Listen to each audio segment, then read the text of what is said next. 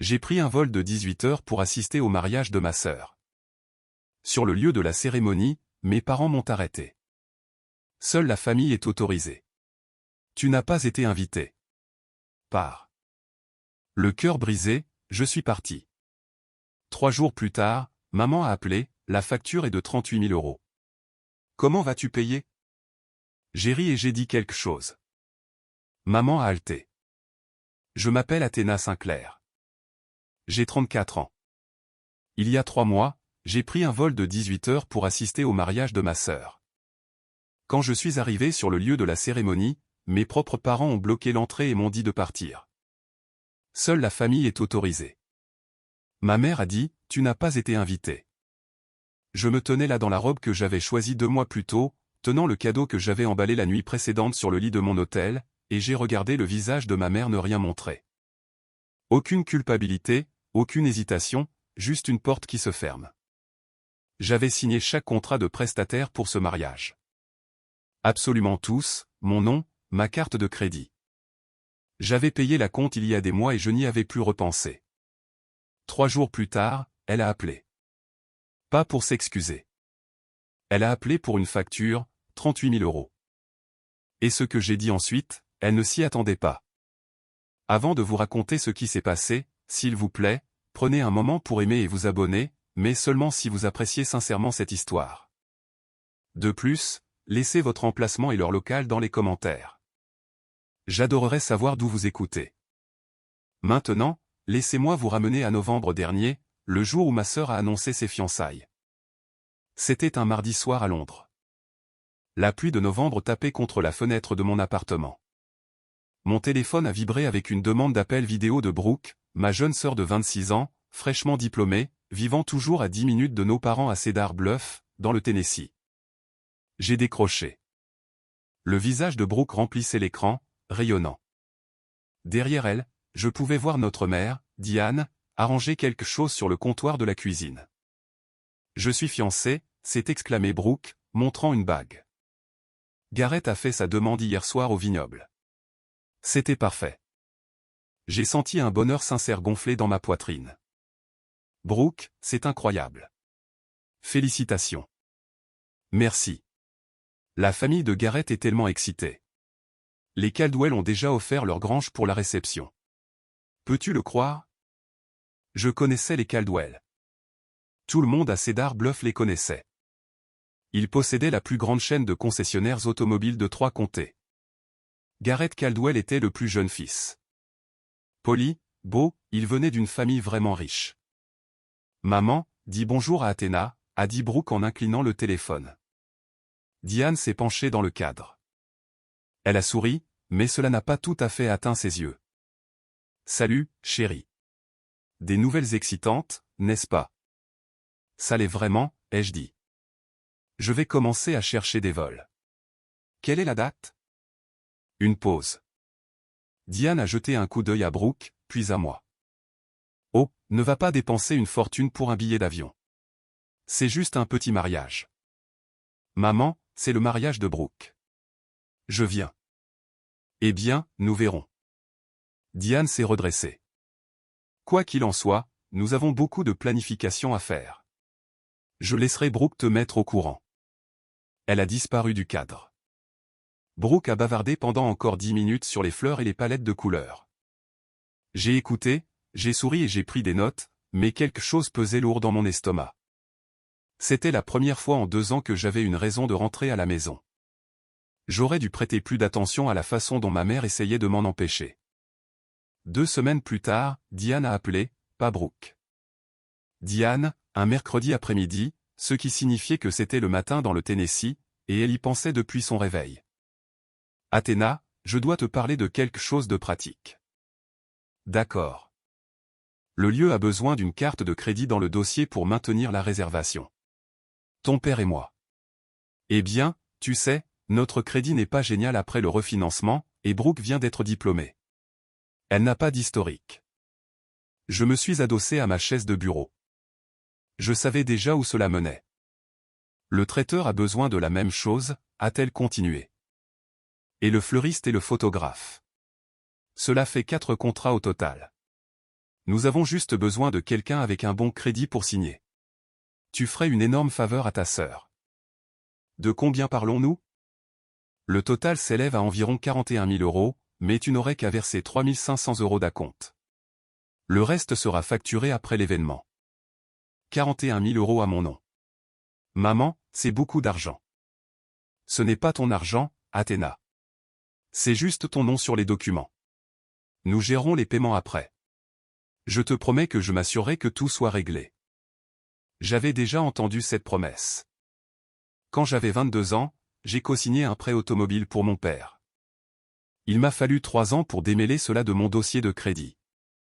Quand j'avais 28 ans, j'ai viré 4 000 € à Diane pour une urgence de plomberie qui s'est avérée être les frais de scolarité du semestre de Brooke. Mais c'était le mariage de ma sœur, et j'étais la sœur aînée, celle avec le travail stable, la bonne cote de crédit, le salaire londonien. D'accord, ai-je dit. Envoie-moi les contrats. Je me suis dit que c'était ce que faisait la famille. J'ai signé chaque document cette semaine-là sans lire les petits caractères 2 fois. Au cours des 3 mois suivants, le mariage a pris forme et je l'ai regardé se produire de l'extérieur. Brooke a créé un groupe de discussion appelé Équipe du mariage Caldwell. Je n'ai pas été ajouté. Je l'ai découvert quand elle m'a accidentellement transféré un message du groupe, une photo d'option de robe de demoiselle d'honneur avec la légende « Votez les filles ». Je n'étais pas l'une des filles. J'ai appelé Brooke 2 fois pour lui poser des questions sur le code vestimentaire, la disposition des sièges, et si elle voulait que je prépare un discours. La première fois, elle a dit qu'elle me rappellerait. La deuxième fois, elle a laissé le téléphone aller sur la messagerie vocale et a envoyé un message 1 heure plus tard, super occupée avec la planification. On se parle bientôt. J'ai appelé Diane pour lui demander s'il y avait autre chose pour laquelle je pouvais aider. Elle a dit, tout est géré, chérie. Tu n'as pas à t'inquiéter d'une seule chose. Je n'ai jamais reçu d'invitation formelle. Ni imprimée, ni numérique. Mais je me suis dit que c'était normal. J'étais la sœur. Vous n'envoyez pas d'invitation à votre propre sœur. Elle est de la famille. Elle est automatiquement incluse. Puis 2 semaines avant le mariage, Brooke a publié une photo sur un réseau social. Dîner de répétition dans un restaurant à Cedar Bluff. Brooke dans une robe d'été blanche entourée de demoiselles d'honneur. Diane rayonnante à côté d'elle. La légende disait, toute ma famille. Tout mon monde. J'ai fixé cette photo pendant 11 minutes. J'ai compté. Je n'y étais pas. Je n'avais pas été invité au dîner de répétition. J'ai presque appelé, j'ai presque demandé pourquoi, mais je m'en suis dissuadé. Peut-être que la répétition n'était que pour le cortège nuptial. Peut-être qu'il supposait que je ne pouvais pas arriver tôt. Peut-être que je réfléchissais trop. J'ai réglé mon alarme pour le lendemain matin. J'avais un vol à prendre. J'avais demandé une semaine complète de congés payés. Je n'ai que 20 jours par an et j'en ai dépensé 5 pour ce voyage. Mon billet aller-retour, de Londres à Chicago, de Chicago à Nashville, a coûté 1 400 €. L'hôtel à Cedar Bluff, 4 nuits dans le seul endroit décent de la ville, 680 €. Le cadeau de mariage de Brooke. Un ensemble de couteaux de première qualité qu'elle avait mentionné vouloir lors d'un appel vidéo au hasard il y a des mois, 720 €. Le total de ma poche avant même de toucher le sol du Tennessee, 2 800 €. Sur le premier tronçon du vol, quelque part au-dessus de l'Atlantique, j'ai sorti mon téléphone et ouvert l'application de notes. Je préparais un discours depuis des semaines, rien de trop long, peut-être 2 minutes. Je voulais raconter l'histoire de la façon dont Brooke m'obligeait à jouer au mariage avec ses animaux en peluche quand elle avait 5 ans. Comment elle m'attribuait toujours le rôle du prêtre, jamais celui de la mariée. Je trouvais ça drôle. Je pensais que les gens riraient. Je l'ai pratiqué 2 fois avec mes écouteurs, chuchotant dans mon écharpe pour que l'homme du siège numéro 14 ne pense pas que j'avais perdu la tête. Quand nous avons atterri à Chicago pour l'escale, j'ai envoyé un message à Diane. Je viens d'atterrir à Chicago. Plus qu'un vol. J'ai hâte de voir tout le monde. Pas de réponse pendant 40 minutes. Puis, juste avant d'embarquer pour la correspondance vers Nashville, d'accord, occupé. À demain. 5 mots. Pas de point d'exclamation. Pas de bon voyage. Pas de nous sommes excités. J'ai fixé le message pendant que l'agent de la porte appelait mon groupe d'embarquement. J'ai failli faire une capture d'écran et l'envoyer à mon amie Léa à Londres avec la légende « Est-ce que c'est bizarre ou suis-je folle ?» Mais je ne l'ai pas fait. J'ai rangé mon téléphone, j'ai embarqué dans l'avion et je me suis dit que tout irait bien une fois sur place. 18 heures de voyage, 5 mots en retour. Je me suis enregistré à l'auberge Magnolia Inn à 21h30 un vendredi soir. La femme à la réception a souri et a demandé si j'étais en ville pour le mariage Caldwell-Sinclair. Apparemment, toute la ville était au courant. J'ai dit « oui ». Elle a dit « comme c'est charmant. Vous devez être une amie de la famille ». J'ai dit « quelque chose comme ça ». La chambre était petite mais propre. J'ai accroché ma robe dans le placard, un modèle bleu marine profond que j'avais trouvé dans une boutique de Covent Garden. J'ai posé l'ensemble de couteaux emballés sur le bureau, j'ai appuyé mon téléphone contre la lampe et j'ai appelé Brooke. Cela a sonné 4 fois et est allé sur la messagerie vocale. J'ai envoyé un message à Diane, bien arrivé. À quelle heure dois-je arriver sur le lieu demain? 1 heure plus tard, cérémonie à 14h. C'était tout. Pas de bientôt. Pas de allons prendre le petit déjeuner d'abord. Pas de ton père veut te voir. Je me suis assise sur le bord du lit et je me suis regardé dans le miroir à l'autre bout de la chambre. J'avais volé 18 heures. J'avais dépensé près de 3 000 €. J'avais signé pour 41 000 € de contrat. Et ma mère ne pouvait pas me donner plus de 2 mots et 1 heure. La dernière fois que j'avais été dans le Tennessee, c'était il y a 2 ans pour les funérailles de ma grand-mère. Diane m'avait à peine parlé à ce moment-là non plus. Elle avait passé tout le service à chuchoter avec Brooke et à saluer les voisins. Lors de la réception qui a suivi, quelqu'un a demandé à Diane combien d'enfants elle avait. Elle a répondu, juste une, Brooke. Je me tenais à 2 mètres de là, tenant une assiette de salade de pommes de terre. J'ai repassé ma robe ce soir-là comme si je me préparais pour un entretien d'embauche, ce qui était le cas d'une certaine manière. Je passais une audition pour faire partie de ma propre famille. J'ai réglé l'alarme sur 8 heures et j'ai éteint la lumière. Je ne pouvais pas dormir. L'auberge Magnolia Inn avait des murs fins, et le couple d'à côté regardait un jeu télévisé à plein volume. Mais ce n'était pas le bruit qui me tenait éveillé. C'était les mathématiques. 2 800 € pour ce voyage. 38 000 € toujours en attente sur ma carte de crédit. 6 ans à envoyer de l'argent à la maison chaque fois que Diane appelait avec une nouvelle crise, le chauffe-eau, l'assurance automobile de Brooke, le déficit de l'impôt foncier. Je n'avais jamais tout additionné. J'avais peur de le faire. Mais allongé là dans le noir, j'ai fait quelque chose de pire. J'ai additionné l'autre chose. Les appels qui ne sont jamais venus. Les anniversaires où Diane envoyait joyeux anniversaire par message à 23 heures ou oubliait complètement. Le Noël où j'ai essayé de faire un appel vidéo et où personne n'a décroché parce qu'ils étaient à la fête de fin d'année des Henderson et n'en avaient pas parlé. Les photos de remise de diplôme sur le manteau de la cheminée de Diane. 3 de Brooke, 0 de moi. Si je continuais comme ça, si je continuais à payer, à me présenter et à faire semblant que le silence ne piquait pas, qu'allais-je perdre? Pas de l'argent. Je me perdrais moi-même. Je deviendrais la femme qui paie sa propre place au repas de Thanksgiving et qui est quand même placée à la table des enfants. La femme qui écrit des chèques et qui obtient des notes de bas de page. Mais ce soir-là, j'ai choisi d'y croire une fois de plus. Peut-être que demain serait différent. Peut-être que Diane était juste stressée par le mariage. Peut-être que Brooke était submergée par les détails de dernière minute.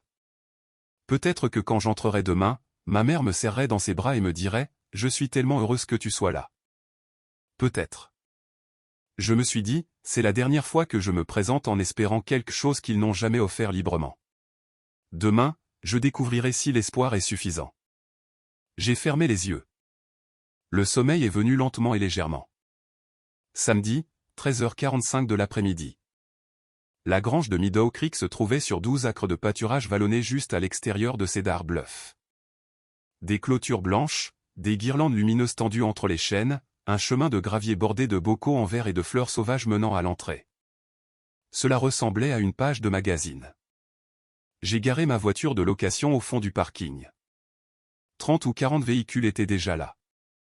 Des camionnettes, des berlines, quelques véhicules utilitaires sportifs de luxe qui criaient l'argent des Caldwell. Les invités se dirigeaient vers la grange par petits groupes, tenant des programmes et ajustant leurs chapeaux. J'ai lissé ma robe, j'ai pris la boîte cadeau et j'ai marché vers l'entrée. Mes talons se sont légèrement enfoncés dans le gravier.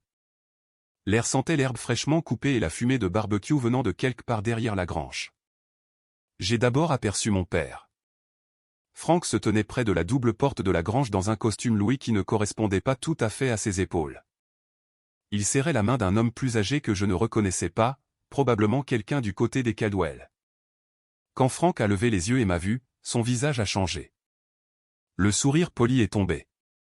Ses yeux se sont écarquillés, puis plissés, puis ont regardé ses chaussures. Il n'a pas fait de signe de la main. Il n'a pas marché vers moi.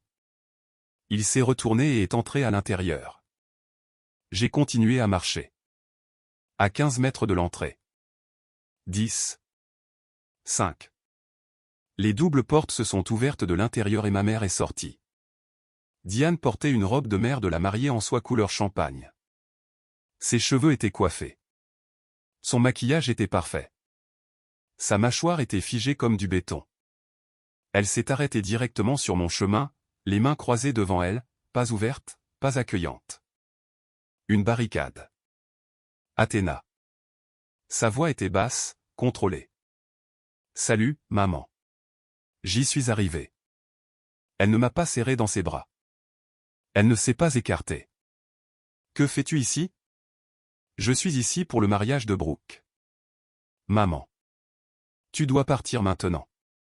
Les mots ont résonné comme une gifle. J'ai cligné des yeux. La boîte cadeau m'a soudainement semblé très lourde entre les mains. Quoi? J'ai fait 18 heures de vol. Baisse la voix. Ses yeux ont glissé vers les invités qui passaient derrière moi. Les gens regardent. Maman, je suis ta fille. Diane s'est rapprochée. Assez près pour que je puisse sentir son parfum. Le même Estée Lauder qu'elle portait depuis que je suis né. Sa voix est tombée à un murmure qui coupait plus profondément que n'importe quel cri. Seule la famille est autorisée à l'intérieur. Tu n'as pas été invité. Je me tenais là. Le gravier a crissé sous mes talons. Un couple dans la soixantaine est passé en nous regardant. La femme a souri poliment. Diane a souri en retour. À la seconde où ils sont passés, son visage est redevenu de pierre. Pas invité, ai-je dit. J'ai signé chaque contrat pour ce mariage. J'ai payé la compte. Il ne s'agit pas d'argent. Il s'agit de ce qui est approprié. Approprié. Athéna, s'il te plaît, ne fais pas de scène. Derrière elle, à travers la porte entr'ouverte de la grange, je pouvais voir des chaises blanches disposées en rangées, des guirlandes d'eucalyptus drapées au chevron, un quatuor à cordes s'échauffant près de l'autel. Tout ce que j'avais financé avec ma signature. Frank est apparu dans l'embrasure de la porte. Il a regardé Diane, puis moi, puis le sol. Il a mis ses mains dans ses poches et n'a rien dit. Absolument rien. De l'intérieur, une voix de femme a appelé, chaleureuse, du sud, confiante. Diane, qui est-ce? Tout va bien? J'ai vu la colonne vertébrale de Diane se redresser. Je l'ai vu afficher un nouveau sourire avant de se tourner à moitié vers la voix. Et cette voix, j'allais la prendre dans environ 3 secondes, appartenait à Margaret Caldwell, la mère du marié, la femme à qui on avait dit que ma mère n'avait qu'une seule fille. Margaret Caldwell a franchi les portes de la grange dans une robe lavandée des perles. Elle était grande, aux cheveux argentés, le genre de femme qui dirige la vente aux enchères de l'église et la collecte de fonds du comté, et qui a encore le temps d'arranger ses propres fleurs. Elle se tenait comme quelqu'un qui n'avait jamais été embarrassé en public, pas une seule fois. Diane, tout va bien ici? Le regard de Margaret s'est posé sur moi. Elle a souri, ouverte, pleine d'attente. Diane s'est allumée comme un interrupteur. Sa voix est devenue chaleureuse comme du miel. Oh, ce n'est rien, Margaret. Juste une parente éloignée qui s'est trompée de lieu. Ça arrive avec ces grands événements. Parente éloignée. Elle l'a dit en me regardant droit dans les yeux. Margaret a étudié mon visage. Oh, je pensais que vous n'aviez qu'une seule fille, Diane. Le silence a duré peut-être 2 secondes. Cela a semblé en durer 20. Diane a ri. Un son brillant et fragile. c'est le cas. C'est une cousine de l'extérieur de la ville. Elle est juste confuse avec les horaires. Margaret a hoché la tête lentement, m'a regardé une fois de plus, puis a touché le bras de Diane. Eh bien, dites-lui que la cérémonie commence dans 10 minutes. Nous devrions entrer. Margaret est retournée à l'intérieur. Les portes de la grange se sont balancées doucement derrière elle. J'ai regardé ma mère. Elle m'a regardé. Dans ses yeux, il n'y avait aucune culpabilité, aucune honte, aucune lueur de « je suis désolé ». Je n'avais pas le choix. Juste de la peur. Une peur animale, brute, acculée, le genre de peur qui survient quand un mensonge que vous nourrissez depuis des mois est sur le point de vous étouffer. Une cousine, ai-je dit. Athéna, s'il te plaît. Tu leur as dit que tu n'avais qu'une seule fille. C'est compliqué. Tu ne comprendrais pas. Depuis combien de temps? Depuis combien de temps dis-tu aux gens que je n'existe pas? Elle n'a pas répondu. Elle a jeté un coup d'œil vers le parking, me suppliant silencieusement de disparaître. C'est à ce moment-là que j'ai compris. Elle n'avait pas oublié de m'inviter. Elle m'avait effacé. Et elle le faisait depuis des années. Chaque muscle de mon corps voulait franchir ses portes, me tenir au milieu de cette cérémonie et dire assez fort pour que Gareth et chaque invité dans la grange puissent entendre, je m'appelle Athéna Sinclair. Je suis la fille aînée de Diane et j'ai payé pour chaque fleur, chaque assiette et chaque note que ce quatuor à cordes joue. Je ne l'ai pas fait. J'ai regardé la grange, les guirlandes lumineuses, les guirlandes, la douce lueur dorée à travers les fenêtres. J'ai regardé ma mère, toujours debout sur mon chemin comme une sentinelle.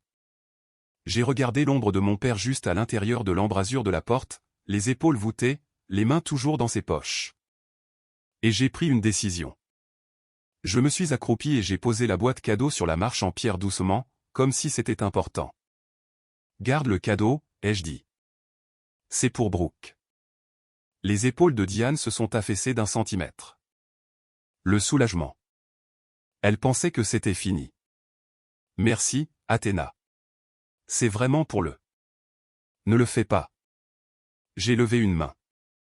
N'explique pas. Ne justifie pas. Je t'ai entendu. J'ai entendu chaque mot.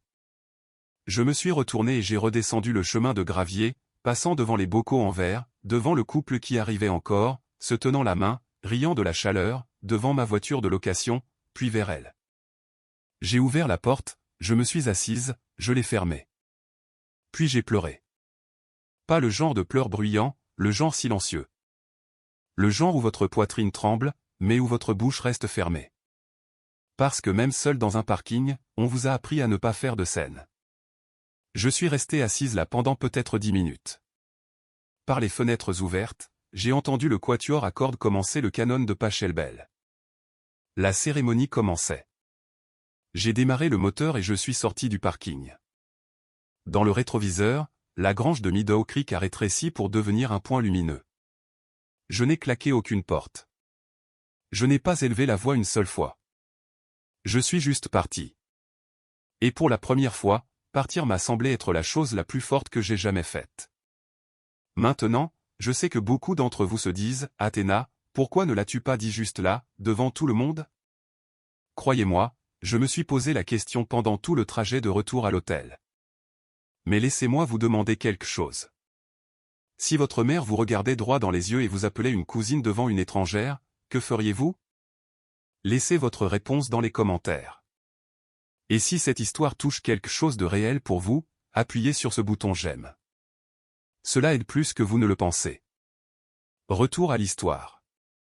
J'ai conduit jusqu'à l'auberge Magnolia Inn en pilote automatique. Les routes étaient vides. Tout le monde à Cedar Bluff était au mariage, apparemment. Dans ma chambre, j'ai enlevé mes talons et je me suis assise sur le lit, toujours dans ma robe, le mascara coulé, les mains tremblantes. Le discours que j'avais écrit était toujours ouvert dans mon application de notes. Je l'ai fermé sans le lire.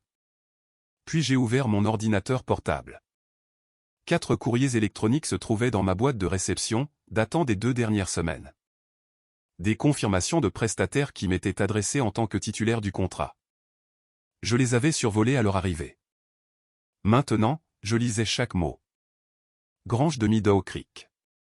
Titulaire du contrat, Athéna Sinclair. Acompte payé, 1200 €. Solde restant, 14 800 €. Dû dans les 5 jours ouvrables après l'événement. Traiteur Southern Comfort. Titulaire du contrat, Athéna Sinclair. Acompte payé, 900 €. Solde restant, 12 600 €. Dû dans les 5 jours ouvrables après l'événement. Conception Florale Blue Bonnet. Titulaire du contrat, Athéna Sinclair. Acompte payé, 800 €.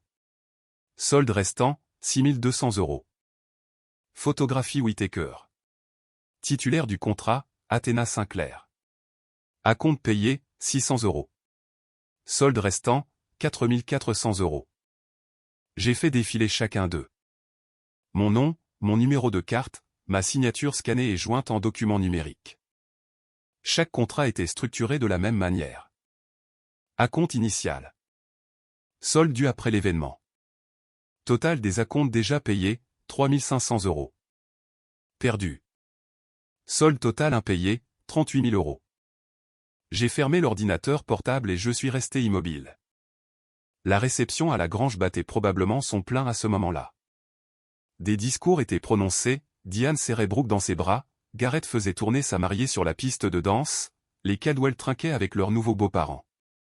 Tout cela se passait sous des contrats signés par quelqu'un qu'il venait d'appeler une cousine. Je n'ai passé aucun appel ce soir-là. Je n'ai envoyé aucun courrier électronique. Je suis juste resté assis sur ce lit d'hôtel et j'ai laissé les chiffres se répéter dans ma tête. 38 000 €, mon nom, l'heure faite. Mon téléphone a sonné à 21h47 ce soir-là. L'identifiant de l'appelant indiquait « Tante Ruth ». Ruth Mercey, la sœur aînée de ma mère, 62 ans, directrice d'école à la retraite. Le genre de femme qui dit exactement ce qu'elle pense et qui ne s'en est jamais excusée. Diane l'a qualifiée de difficile. Tous les autres la qualifiaient d'honnête. Athéna, où es-tu? Je ne t'ai pas vu au mariage. J'y étais, tante Ruth. Je ne suis juste pas rentré à l'intérieur. Comment ça, tu n'es pas rentré à l'intérieur? Je lui ai tout raconté. Tout. L'entrée bloquée, le chuchotement. Seule la famille, le mot aux cousines, la question de Margaret Caldwell, la réponse de Diane. Silence sur la ligne, un long silence. Je pouvais entendre Ruth respirer lentement, délibérément, comme elle le fait quand elle décide à quel point elle doit être en colère. Elle leur a dit que tu n'existais pas. La voix de Ruth était plate, contrôlée, comme une casserole sur le point de bouillir. Elle a dit qu'elle n'avait qu'une seule fille. Seigneur, aie pitié. Une pause. Athéna, écoute-moi. À la réception ce soir, ta mère s'est levée pendant les discours et a dit, et je la cite, « Notre petite famille, Frank, moi-même et notre Brooke. » Elle a présenté les Sinclair comme ça. Je me suis assise là et j'ai pensé que c'était étrange. J'ai presque dit quelque chose. J'aurais aimé le faire. Ce n'est pas ta faute, tante Ruth. Non, ce n'est pas la mienne. C'est celle de Diane, et elle va en entendre parler. Une autre pause. Plus tranchante maintenant. Athéna. Ces contrats de prestataires, ceux pour le mariage. À quel nom sont-ils? Le mien. Tous? Tous. Ruth est redevenue silencieuse. Quand elle a parlé, sa voix avait changé. Toujours en colère, mais avec un fil de quelque chose de plus dur en dessous, quelque chose de stratégique.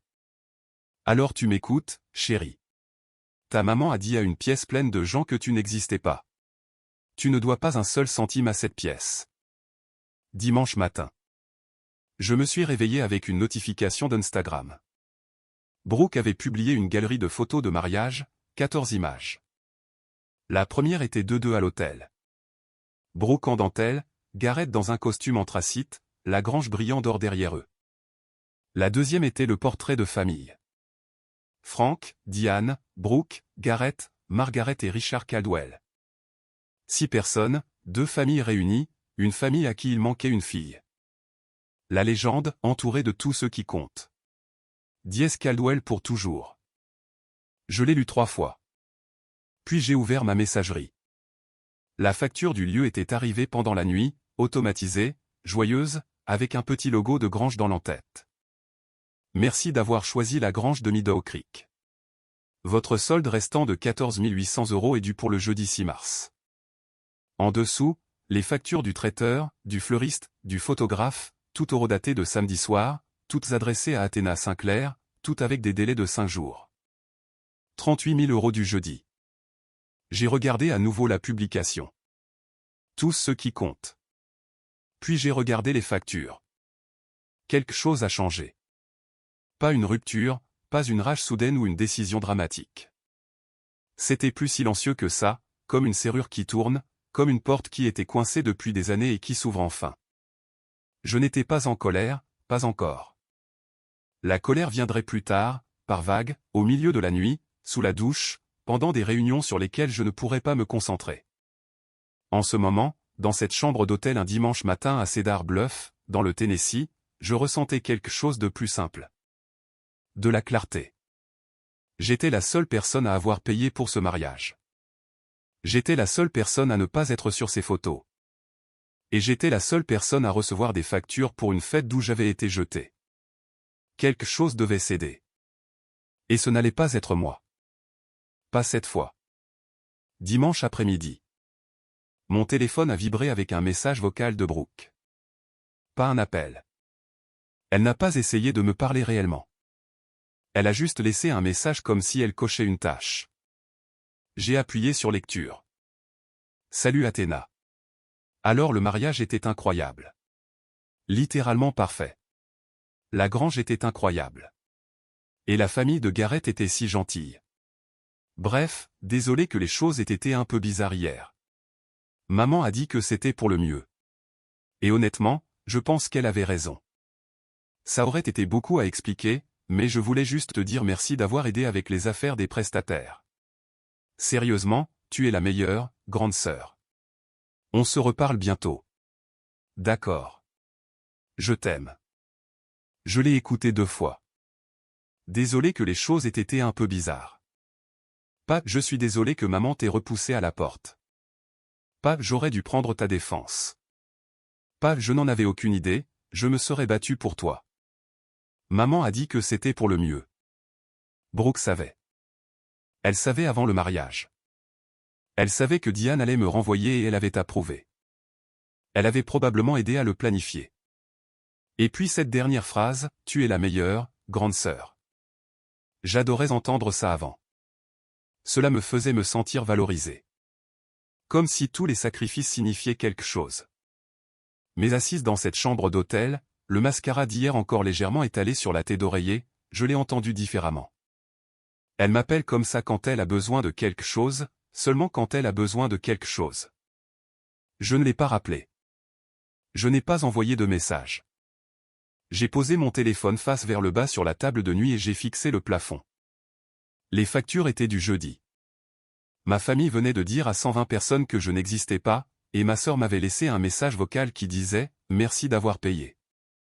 J'avais 4 jours pour décider qui j'allais être.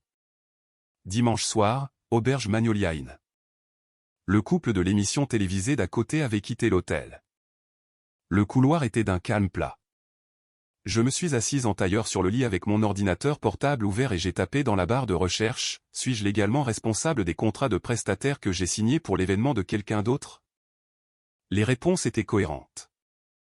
La personne dont le nom figure sur le contrat détient l'obligation légale, mais la personne dont le nom figure sur le contrat détient également l'autorité.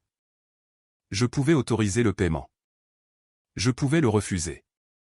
Je pouvais réacheminer les factures vers la partie qui avait reçu les services. J'ai pris mon téléphone et j'ai appelé la grange de Meadow Creek. Cela a sonné 3 fois. Meadow Creek, ici Julie. Bonjour, Julie. Je m'appelle Athéna Sinclair. Je suis la titulaire du contrat pour l'événement Caldwell Sinclair de samedi dernier. Oh, oui, mademoiselle Sinclair. Bel événement. En quoi puis-je vous aider? Je dois vous informer que je n'autoriserai pas le paiement final sur ce contrat. Je n'étais pas présente à l'événement et je demande formellement que le solde impayé soit redirigé vers les hôtes de l'événement. Une pause. Oh, d'accord. Je vais devoir passer cela à notre responsable, mais puis-je demander s'il y a un litige? Pas de litige. Je n'autorise tout simplement pas le débit. La facture doit aller à la famille Sinclair à Cedar Bluff. Julie a pris mon courrier électronique, a confirmé la demande et a dit que quelqu'un ferait un suivi lundi matin. J'ai raccroché et j'ai appelé le traiteur. Même scénario, même voix calme, même résultat, puis le fleuriste, puis le photographe. 4 appels, 12 minutes au total. Je n'ai pas crié. Je n'ai pas menacé. Je n'ai pas expliqué pourquoi. J'ai juste dit un mot encore et encore, poliment et fermement, non. Quand j'ai eu fini, j'ai fermé mon ordinateur portable, je me suis brossé les dents et j'ai dormi toute la nuit pour la première fois en 2 jours. Lundi matin, j'ai changé mon vol. Au lieu de rester jusqu'à mercredi comme je l'avais prévu, j'ai réservé le premier siège disponible pour retourner à Londres. Un départ à 6 heures du matin via Atlanta. J'ai fait mes valises en 10 minutes, j'ai quitté l'auberge Magnolia Inn avant l'aube. La même femme à la réception était de service. Elle a souri et a demandé comment était le mariage. Mémorable, ai-je dit. Le trajet jusqu'à Nashville a duré 2 heures. En chemin, j'ai traversé Cedar Bluff une dernière fois. La rue principale était calme, juste le restaurant, la quincaillerie, l'église baptiste où j'avais été baptisé à 12 ans. Je suis passé devant la maison où j'ai grandi. La lumière du porche était toujours allumée. Je pouvais imaginer ce qui se passait à l'intérieur. Diane à la table de la cuisine avec du café, planant encore sur l'excitation de la réception. Franck lisant le journal. La maison pleine de restes de gâteaux de mariage et de cartes de félicitations. Mon nom non mentionné une seule fois. Quand j'avais 10 ans, Diane m'a dit, Athéna, tu es la grande sœur. Tu dois être forte pour Brooke. J'avais été forte pendant 24 ans. J'avais été forte pendant la maladie d'enfance de Brooke, la peur de la méningite qui avait remodelé toute la dynamique de notre famille. J'avais été forte à travers chaque crise financière, chaque appel sans réponse, chaque vacances que j'ai passées seule à Londres, prétendant que le décalage horaire était la raison, pas la distance. J'ai tourné sur l'autoroute et je n'ai pas regardé en arrière. 18 heures plus tard, j'ai atterri à Heathrow. Ciel gris, bruine, le plus beau temps que j'ai jamais vu. J'ai allumé mon téléphone dans le hall des arrivées. Aucun appel manqué, aucun message. Personne à Cedar Bluff n'avait remarqué que j'étais parti ou ne s'en souciait assez pour vérifier, mais ils s'en rendraient bientôt compte. Les prestataires commenceraient à passer des appels d'ici mardi. Les factures arriveraient d'ici mercredi, et ensuite mon téléphone sonnerait. J'en étais sûr. Mardi, 15 heures à Londres, 9 heures dans le Tennessee. Mon téléphone a sonné. Maman sur l'écran. Je l'ai laissé sonner 3 fois, puis j'ai décroché. Athéna.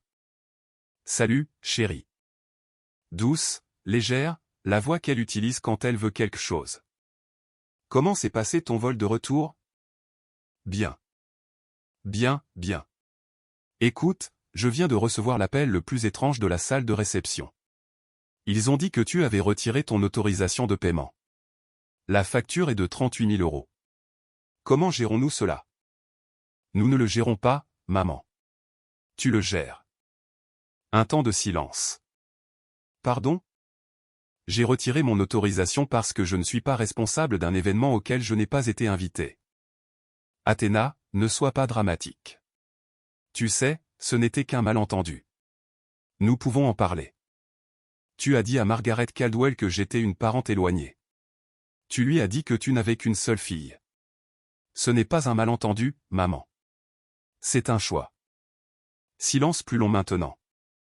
Je pouvais entendre sa respiration changer, la douceur s'évaporer. Après tout ce que j'ai fait pour toi, a-t-elle dit. C'est comme ça que tu me rembourses. Tu m'as élevé. J'en suis reconnaissante. Mais tu t'es aussi tenu devant ta fille et tu as dit à une étrangère qu'elle n'existait pas. Ces deux choses peuvent être vraies toutes les deux. Tu donnes des proportions démesurées à tout ça. 38 000 €. C'est ça la proportion. Ton père est stressé. Sa tension artérielle. S'il lui arrive quelque chose, ce sera de ta faute. Papa s'est tenu juste là et n'a rien dit. Il a fait son choix, lui aussi. Silence. Je pouvais l'entendre déglutir. Tu as dit que je ne faisais pas partie de la famille, ai-je dit. Donc, La facture de la famille est la responsabilité de la famille. La ligne a été coupée.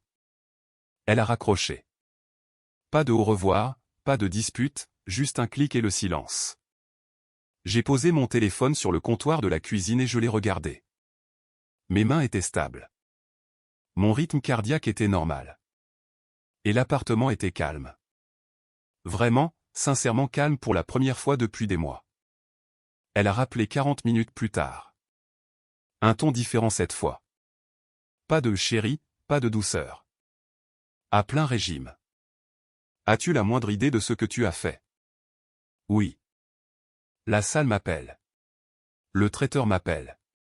Je reçois des factures transférées sur ma boîte électronique avec ton nom barré et le mien écrit à la place.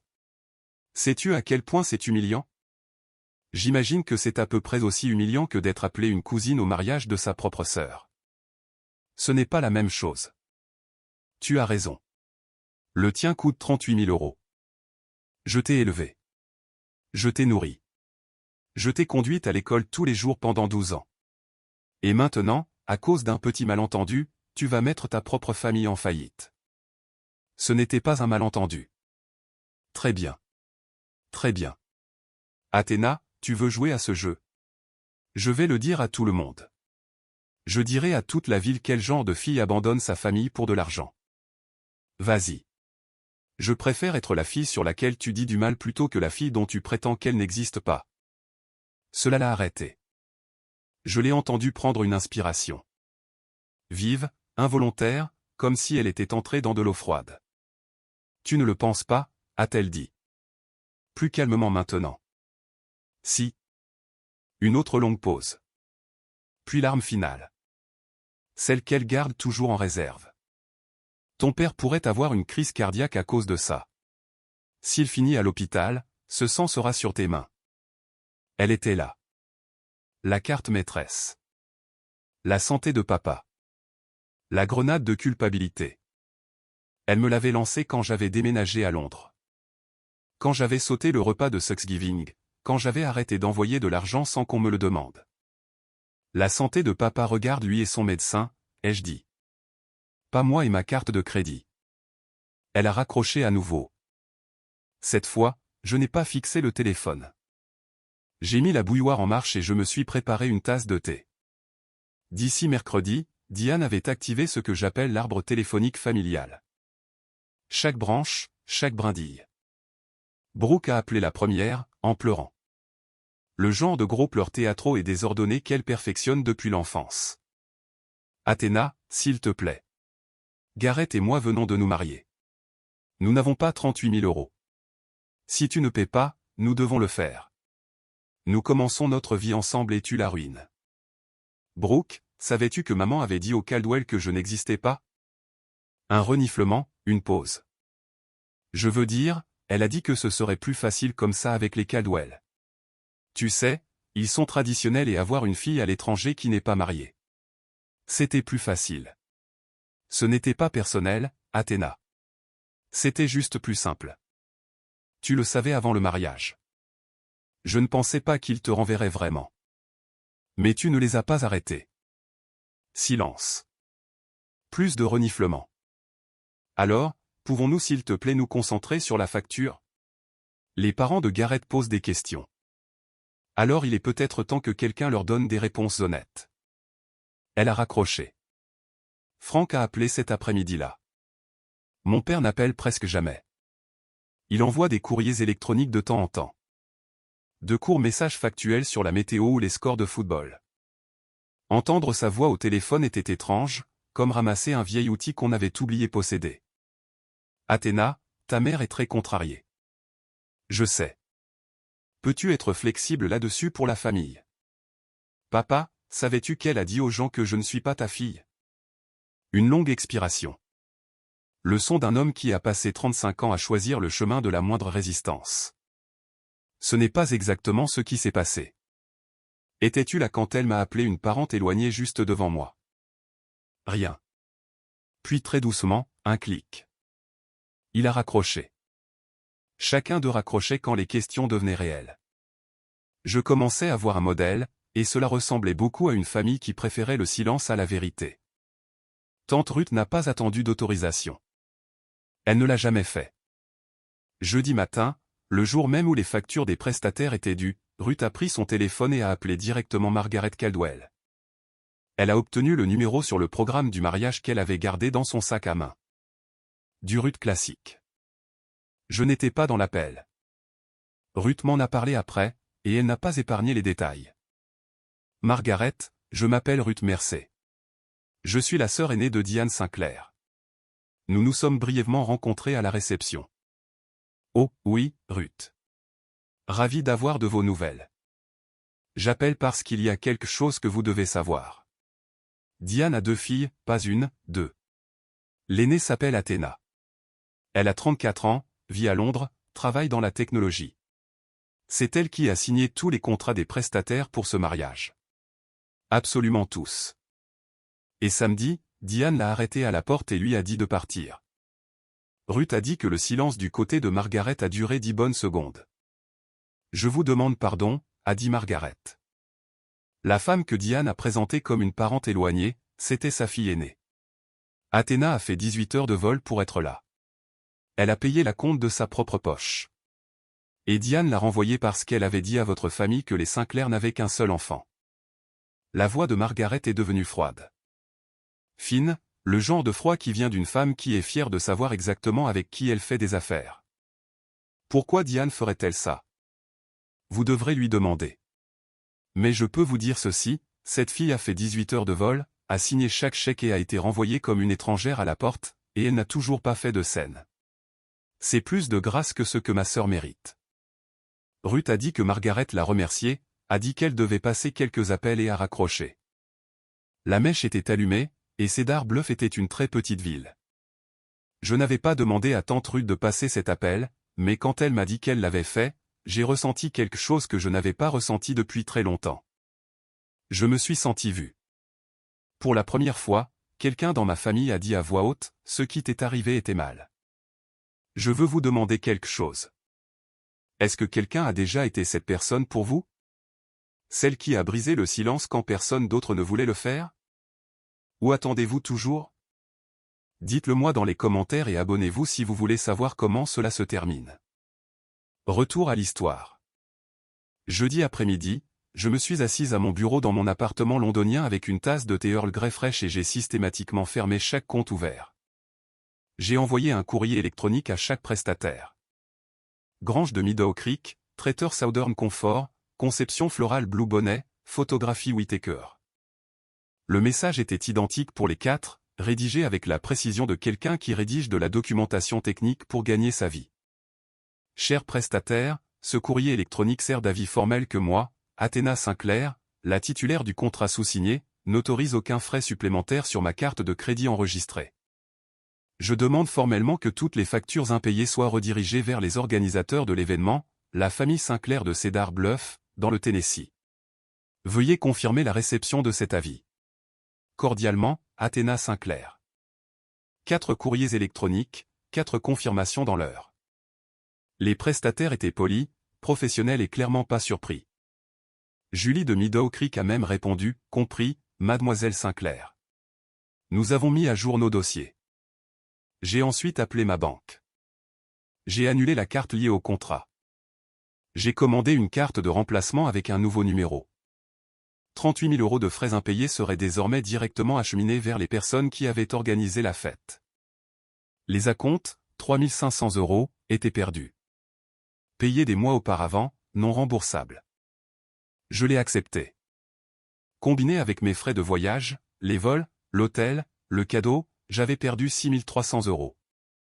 Je suis resté avec ce chiffre, 6 300 €. Le prix pour apprendre que je ne serai jamais assez bien pour eux. Qu'aucune quantité de signature, de paiement, de vol ou de présence ne me vaudrait une place à une table qu'ils avaient construite sans chaise pour moi. 6 300 €. Honnêtement, c'était une bonne affaire. J'ai fermé mon ordinateur portable, j'ai rincé ma tasse et je suis allé me promener le long de la Tamise. Le fleuve était gris, l'air était vif et j'ai eu l'impression, pour la première fois depuis des années, de ne rien devoir à personne. Vendredi matin, une dernière chose. J'ai ouvert un nouveau courrier électronique. Destinataire, Diane Sinclair, Frank Sinclair, Brooke Caldwell. Je l'ai rédigé une fois, puis je l'ai supprimé. Rédigé à nouveau. Trop émotionnel. Supprimé. Troisième tentative. Propre, direct, pas d'adjectif dont je n'avais pas besoin. Diane, Frank et Brooke. J'ai formellement retiré mon autorisation de paiement de tous les contrats de prestataires associés au mariage de Brooke. Le solde impayé de 38 000 € a été redirigé vers vous en tant qu'hôte de l'événement. Je ne discuterai pas davantage de ceci. Je souhaite à Brooke et Garrett un merveilleux mariage. À l'avenir, veuillez ne pas me contacter concernant des questions financières. Si l'un de vous veut une relation avec moi, cela commence par l'honnêteté, pas par des factures. Athéna. Je l'ai lu 4 fois, j'ai vérifié les fautes de frappe, j'ai vérifié le ton, je me suis assuré qu'il n'y avait rien dedans qui puisse être qualifié de mesquin, vindicatif ou cruel. Il n'y en avait pas. C'était une limite, aussi nette qu'une ligne sur une carte. J'ai cliqué sur Envoyer. Puis j'ai fermé l'ordinateur portable, j'ai mis la bouilloire en marche et je me suis tenu près de la fenêtre. Mon appartement donne sur une petite cour avec un platane qui laisse tomber ses feuilles sur le vélo du voisin. Ce n'est pas grand-chose, mais c'est à moi. Je paie le loyer. J'ai choisi les rideaux. Personne ici ne m'a jamais dit que je n'étais pas à ma place. Pendant des mois, peut-être des années, j'avais porté un poids que je ne pouvais pas nommer. Le calcul constant, en fais-je assez? Est-ce que je donne assez? Si j'envoie plus d'argent, si j'appelle plus souvent, si je rentre à la maison une fois de plus, me verront-ils enfin? Debout dans cette cuisine, tenant une tasse de thé que j'avais préparée pour moi-même dans un appartement que j'avais gagné avec un travail dont je suis fier, j'ai senti le poids se soulever. Je n'avais pas écrit ce courrier électronique pour les blesser. Je l'avais écrit pour arrêter de me blesser. Tante Ruth m'a tenu au courant. Elle a dit qu'elle essayait de ne pas en profiter, mais c'est une très mauvaise menteuse. Margaret Caldwell a appelé Diane le même après-midi où Ruth a lâché la vérité. La conversation, relayée à Ruth par une amie commune qui se trouvait par hasard chez Margaret au moment de l'appel, s'est déroulée à peu près comme on pouvait s'y attendre. Vous nous avez menti, Diane. La voix de Margaret était stable, pas forte. Les Caldwell ne parlent pas fort. Vous nous avez dit que vous aviez une fille. Nous avons accueilli votre famille dans la nôtre sur la base de la confiance. Cette confiance est brisée. Diane a essayé de s'expliquer. C'était une affaire de famille privée. Athéna et moi sommes éloignés. Éloignés. Ruth raconte. Votre fille a signé chaque contrat pour ce mariage. Ce n'est pas être éloigné. C'est être exploité. Margaret a dit à Diane que les Caldwell ne couvriraient pas les 38 000. C'est entre vous et vos prestataires. Nous n'avons pas signé ces contrats. Apparemment, vous non plus. Garrett a confronté Brooke ce soir-là. Ruth a obtenu cette partie du cousin de Garrett qu'il a entendu par le bouche-à-oreille des Caldwell, car Cedar Bluff a exactement un seul réseau de ragots et tout le monde en fait partie. Tu as une sœur, a dit Garrett. Une vraie sœur et elle a payé pour tout notre mariage et ta mère l'a mise à la porte. Brooke a pleuré. C'est compliqué, bébé. Ce n'est pas compliqué, Brooke. C'est un mensonge. Ta famille a menti à ma famille le jour de notre mariage. La première vraie dispute des jeunes mariés a eu lieu 4 jours après le mariage. À cause d'une sœur dont le marié ignorait l'existence, et d'une facture qu'aucun d'eux ne pouvait payer. Brooke et Garrett finiraient par contracter un prêt personnel pour les 38 000. Les Caldwell ont aidé à co-signer, non par générosité, mais parce que leur nom était sur l'événement, et ils ne voulaient pas que les prestataires s'en prennent à eux. Le mariage de conte de fées était désormais assorti d'une mensualité. Cedar Bluff est le genre de ville où tout le monde connaît vos affaires d'ici mardi et a une opinion à ce sujet d'ici mercredi. Dès la semaine suivante, l'histoire avait fait son chemin à travers l'église baptiste, le restaurant de la rue principale, l'association des parents d'élèves et la salle d'attente du concessionnaire automobile. Les détails changeaient légèrement à chaque récit, comme toujours, mais le cœur de l'histoire restait le même. Diane Sinclair a caché sa fille aînée, l'a renvoyée au mariage, puis lui a envoyé la facture. Bev Henderson, la voisine de Diane depuis 19 ans, l'a arrêtée sur le parking de l'église après le service de dimanche. Diane, je n'avais aucune idée que tu avais 2 filles. Comment se fait-il que je n'ai jamais rencontré ta fille aînée? Diane a essayé le scénario qu'elle répétait. Athéna vit à l'étranger. Nous ne sommes pas aussi proches que je le souhaiterais. C'est un sujet douloureux. Bev a hoché la tête lentement. Ruth le raconte un peu différemment. Diane a cessé d'assister à cette église. Elle est passée à l'église méthodiste à Deville de là où personne ne connaissait les Sinclair par leur nom. Frank est devenu plus silencieux que d'habitude, ce qui n'est pas peu dire. Il a cessé d'aller à la quincaillerie le samedi, a cessé de s'asseoir sur le porche le soir. Les rares personnes qui l'ont vu ont dit qu'il ressemblait à un homme portant quelque chose qu'il ne pouvait pas poser. Diane a blâmé Ruth. Elle l'a appelé un matin, la voix tremblante. « Tu as détruit ma famille. » La réponse de Ruth, comme elle me l'a dit plus tard, a été brève. « Je ne t'ai pas dénoncé, Diane. J'ai juste arrêté de te couvrir. » Diane a raccroché. Elle a ajouté Ruth à la liste des membres de la famille à qui elle ne parlait pas. Cette liste s'allongeait. Et la chose que Diane avait passé des années à construire, l'image d'une mère dévouée avec une petite famille parfaite, s'effondrait. Pas parce que quelqu'un l'avait attaquée. Elle s'effondrait parce que quelqu'un avait enfin dit la vérité. 2 semaines après le mariage, un message de Brooke, long et décousu. Je pouvais presque l'entendre pleurer en le tapant. Athéna, je suis tellement désolé pour tout. Tout est devenu incontrôlable. Je ne savais pas que maman allait dire ces choses au Caldwell. Je te jure que Garrett est furieux contre moi. Ses parents me regardent à peine. Les paiements du prêt commencent le mois prochain et nous sommes déjà en retard sur la caution de l'appartement. Je sais que c'est beaucoup demandé, mais pourrais-tu peut-être couvrir une partie du solde, même la moitié? Je te rembourserai. Je te le promets. Tu es ma sœur et je t'aime et j'ai juste besoin d'aide en ce moment. Je l'ai lu assise à mon bureau pendant une pause déjeuner. Je l'ai relu, puis une 3e fois, cherchant quelque chose de spécifique. Des excuses pour m'avoir renvoyé. Une reconnaissance qu'elle savait et qu'elle n'avait rien fait pour l'arrêter. Une seule phrase qui dirait « Ce qui t'est arrivé à la porte était mal ». Cela n'y était pas. Tout le message concernait les problèmes de Brooke.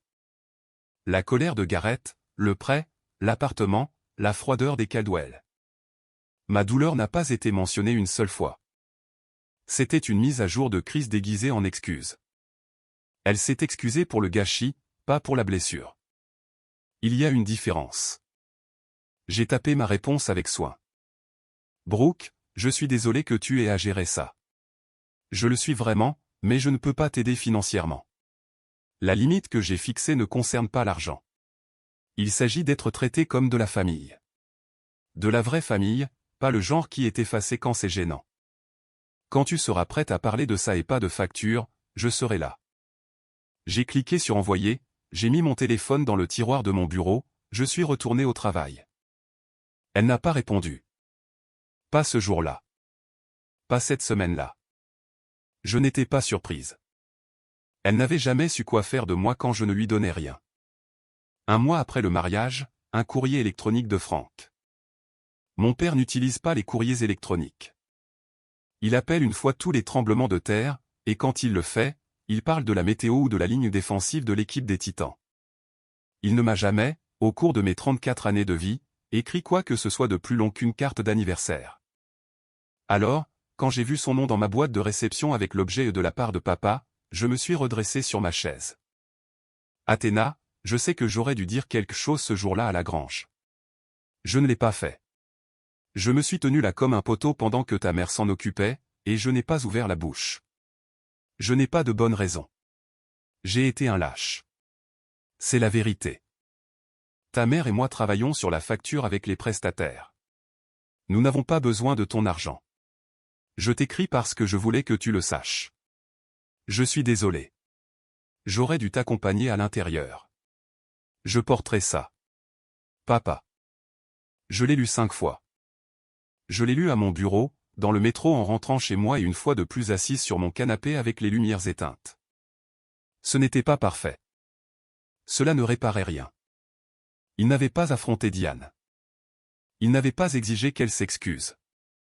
Il n'avait pas expliqué pourquoi il avait passé des décennies à choisir la paix plutôt que sa propre fille, mais c'était honnête.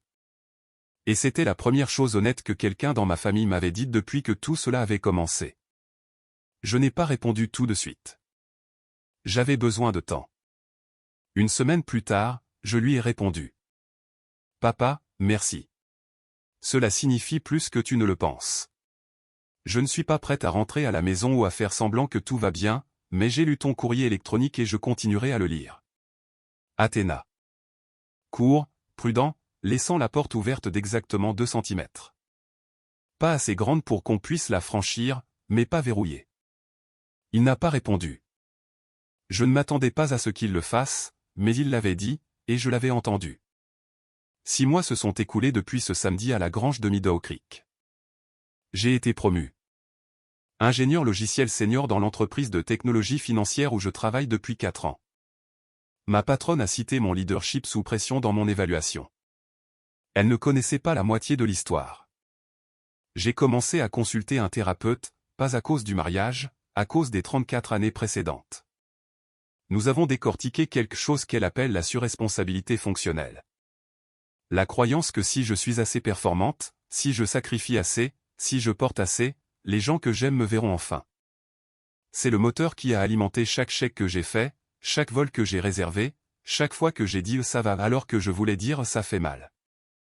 J'appelle tante Ruth en vidéo un dimanche sur 2. Elle prépare du café, je prépare du thé, et nous parlons pendant 1 heure de tout et de rien. Elle me tient au courant de ce qui se passe à Cedar Bluff.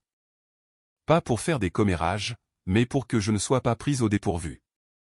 Diane et Franck ont payé 12 000 des 38 000. Ils ont utilisé une partie de leurs économies de retraite. Le reste est sur le prêt que Brooke et Garrett ont contracté.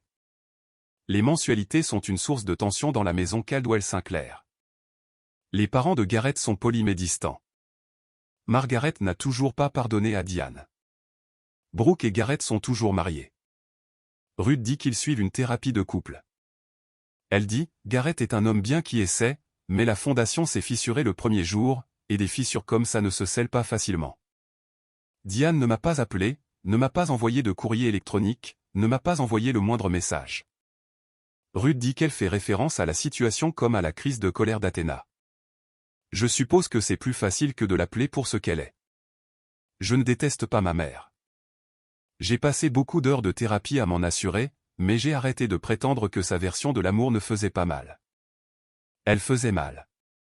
Et prétendre le contraire me tuait à petit feu, un contrat signé à la fois. Je ne vous raconte pas cette histoire pour que vous détestiez ma mère. Elle a des défauts.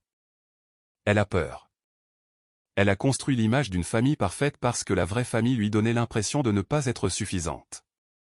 Et quelque part en cours de route, je suis devenu la pièce qui ne rentrait pas dans le cadre. Ce n'est pas une excuse. C'est juste ce qui s'est passé. Et je pense qu'une partie du fait de grandir est d'accepter que les personnes qui vous ont élevé sont aussi de simples personnes trébuchant sur leurs propres peurs et échecs. Mais je vous raconte cette histoire parce que vous vivez peut-être une version de celle-ci.